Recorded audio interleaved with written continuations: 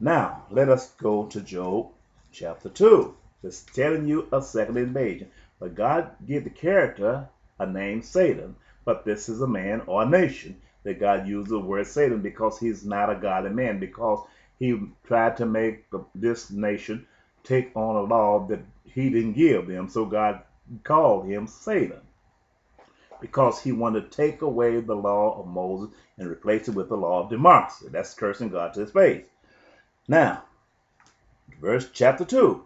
Again, there was a day when the sons of God came to present themselves before the Lord. And Satan came also among them to present himself before the Lord. And the Lord said unto Satan, From whence comest thou? And Satan answered the Lord and said, From going to and fro in the earth, and from walking up and down in it. And the Lord said unto Satan, Hast thou considered my servant Job, that there is none like him in the earth, a perfect and upright man, one that fears God and is from evil? And still he holdeth fast his integrity, although thou moved me against him to destroy him without a cause. And Satan answered the Lord and said, Skin for skin, yet all that a man has will he give for his life. But put forth thy hand now, and touch his bones and his flesh, and he will curse thee to thy face. And the Lord said unto Satan, Behold, he is in thy hand, but save his life. That's what God gave him, a command to save him life. But God used the characteristic of the character. He called him Satan twice to let us know this at this point in time, set in time for us to understand this Bible prophecy, that it was going to be a father and son duo. The first time Iraq was invaded, it was invaded by President George H.W. Bush, the father. He was just a part of Job 1, trying to make Saddam Hussein take on a law of democracy, which is abomination to God, which would make him curse God to his face. The second invasion came by President George W. Bush, who was the son of President George H.W. Bush. Two of the same name. That's the reason God gave us the characteristic of the two individuals or two leaders of America, giving them the same name. And this one wanted to put his hands on the man and take away his skin. So God told him to spare Saddam Hussein's life. This is what it is. This is the interpretation of Job 1 and Job 2. Now, however, President George H.W. Bush did not lay a hand on Saddam Hussein, just like it said in Job 1. But however, when it was different when President George W. Bush arrived, after President George H.W. Bush arrived, he wanted to touch him. So God turned Saddam Hussein over to him according to the word of Bible prophecy. The characteristics makes the character.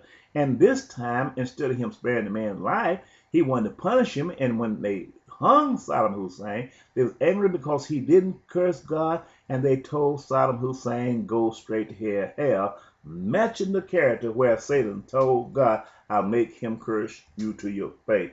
This is what he tried to do to the people over there, make them curse God to his face by choosing a law of democracy above the law, a covenant law that God gave to Moses. Why did I say this?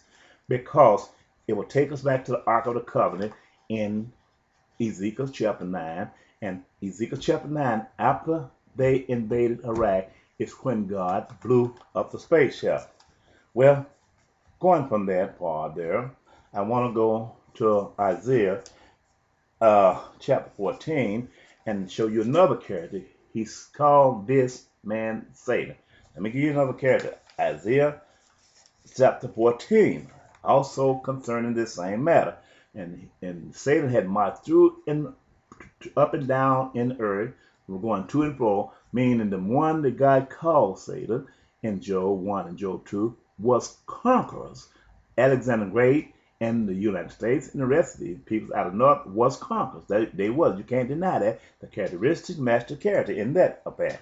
Now, go to Isaiah chapter 14, and begin at verse 3. And it shall come to pass in the day that the Lord shall give thee rest from thy sorrow, and from thy fear, and from thy hard bondage, wherein thou was made to serve, that thou shalt take up this proverb against the king of Babylon. This is Mystery Babylon, which is the CIA and all that, and say, how has the oppressor ceased? The golden city ceased. That means the richest nation of the world. The Lord has broken the staff of the wicked and the scepter of the rulers. He who smote the peoples in wrath with a continuous stroke, he that ruled the nations in anger, is persecuted and none hindered. The whole earth is at rest, and in quiet they break forth into singing. Yes, the fir tree rejoice at thee, and the cedar of Lebanon, saying, since thou art laid down, no fellow is come up against us. Hell from beneath is moved for thee to meet thee at thy coming. It stirs up the dead for thee, even all the chief ones of the earth. It has raised up from their throne all the kings of the nation.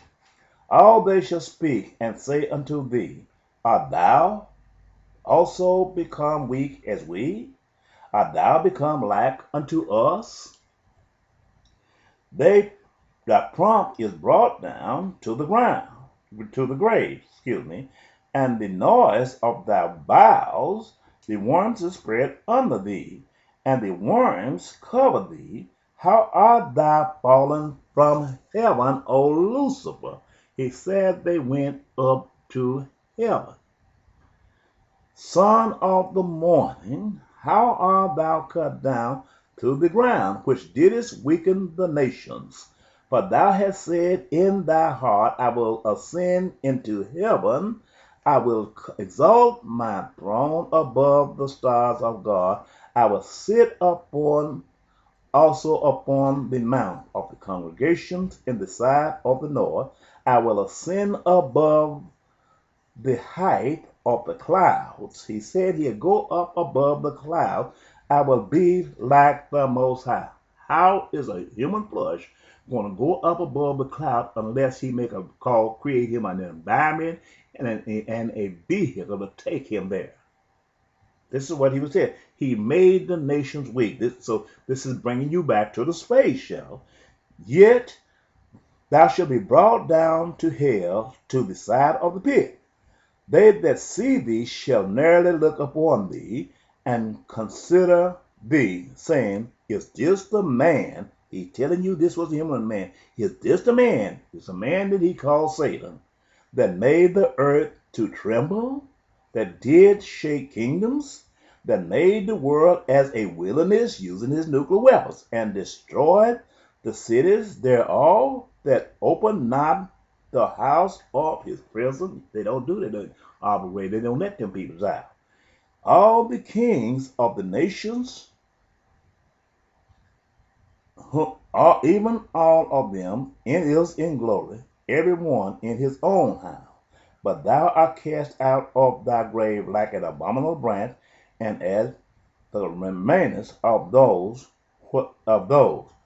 that are slain, thrust through with a sword, and that go down to the stone of the pit, as a carcass treaded under feet. Thou shalt not be joined with them in burial, because thou hast destroyed thy land, and slain thy peoples.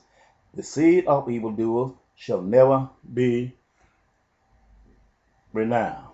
Prepare slaughter for his children, for the iniquity of their fathers, that they do not rise, nor possess the land, nor fill the face of the world with cities. For I will rise up against them,